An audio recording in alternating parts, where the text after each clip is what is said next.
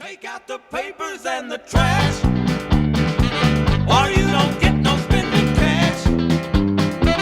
If you don't scrub that kitchen floor, you ain't gonna rock and roll no more. Yakety yak! Don't talk, man. Just finished cleaning up your room. Hey, Bob Nolan here with Thought Provokers, bringing disturbances to the force. There's a lot of competition for your ears, yes?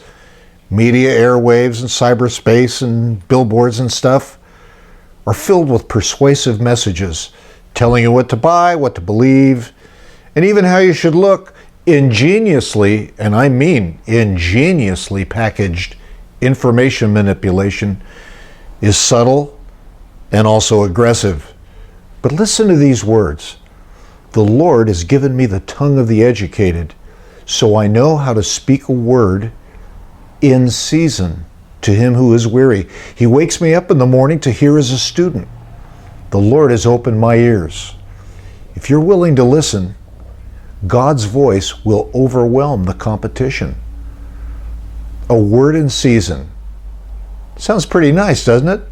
But what is it? I think a word in season is communication with God's timing on it. The scriptures and prophecies and motivational gurus are powerful forces. But what are those things without good timing? You know, that really wise guy Solomon said, a word spoken in due season, how good it is. Dad opens our spiritual ears so we can open our mouths with spiritual timing. The sound of his voice will give rest to weary people, encourage the timid, and even warn the arrogant. I want to make his sound in season to people that need it, don't you? Anything less can be irritating or even deceptive, no matter how correct the words might be. Unasked for advice is a good example of words without heavenly timing. I wonder how many times I've spoken correct words without good timing, and the results were just yakety yak. Think of it. In all the ages of time and eternity, God has never spoken an untimely word.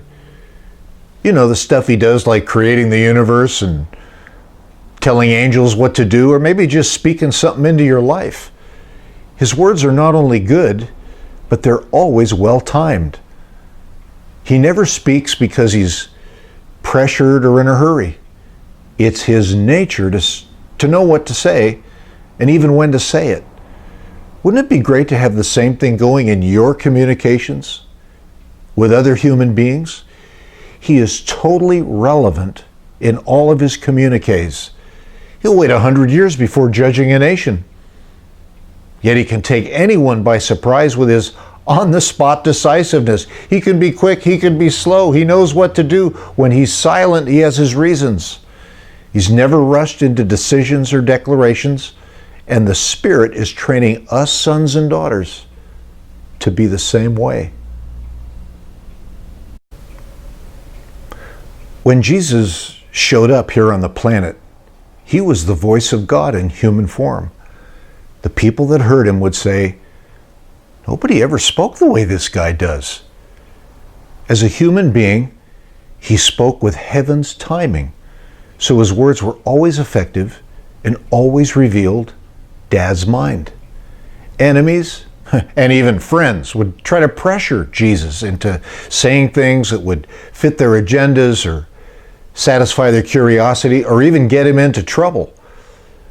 But no one could coerce him into saying something he wasn't ready to say. He was so in tune with his dad that if you heard him, you were hearing his dad. Whatever I say is just what the Father told me to say, he would say. So he goes into this nice conservative synagogue, and the people who heard him were amazed. It was his hometown, Nazareth. Where did this man get these things, they asked. What's this wisdom that he's got? Isn't this the carpenter, Mary's son? What amazed everyone was how a young man from their own hometown could have words from heaven. All the Hebrew boys from Nazareth had to memorize the Bible verses, but there was something more than Bible verses when Jesus spoke. There was love and wisdom and authority and timing. Where did he get this stuff, they wondered. So just because all the other teachers and students knew the scriptures didn't mean they sounded like God or that they had his timing. With all the teachers in their lives, the people of that day, they had no lack of doctrine or philosophy. But like I've often heard today, the teachers were answering a lot of questions that no one was asking. It was the young rabbi's sound and timing that got their attention. He didn't just quote God, he actually sounded like him. Anybody can quote God. Anybody can quote the Bible. But not many people sound like him. He could take the scripture verses they had known since childhood and bring them to life in practical reality. The common people, like us, loved his humor and honesty. He actually had answers for their real questions about real life. Timely advice, it says, is like apples of gold in a silver basket. So how do you do this? Stay tuned for part 2. I'm going to take a shot at it. I'm Bob Nolan with Thought Provokers.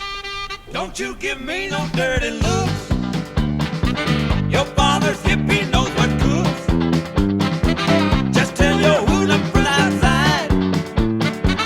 You ain't got time to take a ride. Yakety yak. Don't talk back. Yakety yak.